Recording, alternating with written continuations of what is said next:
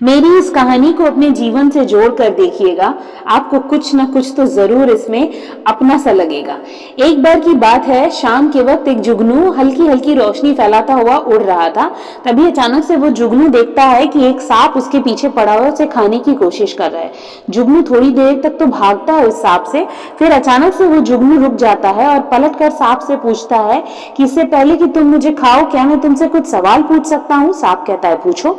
जुगनू कहता है कि क्या मैं तुम्हारे फूड चेन में शामिल हूँ? क्या मैं उन खानों में से शामिल हूँ जिसे तुम हमेशा खाते हो? सांप कहता है, नहीं।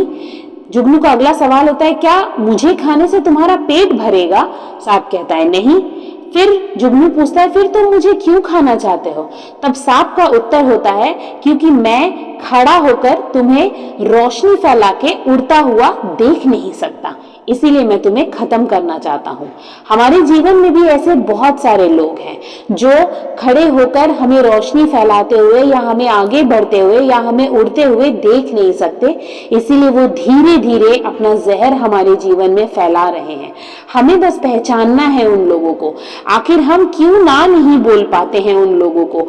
कितने ही ऐसे रिश्तेदार हैं, कितने ही ऐसे दोस्त हैं हमारे जीवन में जिनको हम अवॉइड नहीं कर पाते, उनको हम बर्दाश्त करते रहते हैं।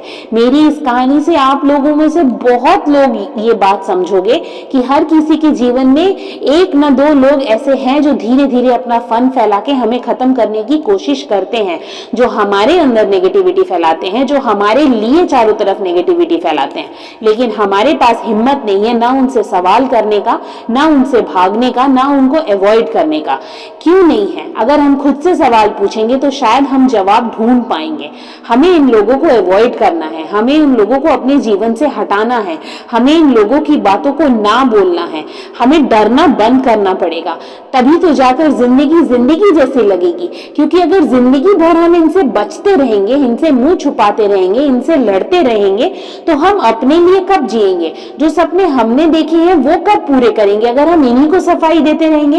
कितने ही ऐसे लोग हैं हमारे जीवन में जो हमारे बारे में गलतफहमी फैला देते हैं और हमारा आधा से ज्यादा जीवन चला जाता है इनकी गलतफहमियों की सफाई देते देते। लेकिन क्या हमने कभी ये सोचा है कि हम सफाई दे ही क्यों? क्योंकि ये तो जानबूझकर हमारा वक्त बर्बाद करने के लिए हमारे बारे में गलतफहमी फैला रहे हैं।